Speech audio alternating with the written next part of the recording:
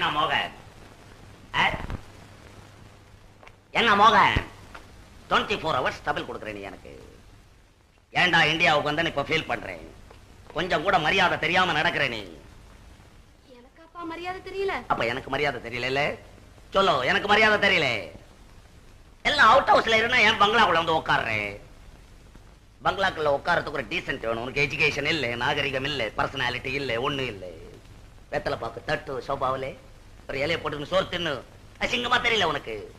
என்னதான் தாயாரா இருந்தாலும் எப்போ ஃபாரின்ல போய் படிச்சுட்டு வந்தோம் எங்க கிட்ட நீ பேசக்கூடாது, ஒதுங்கி நடக்கணும். சொன்னா தெரிய மாட்டேங்குது.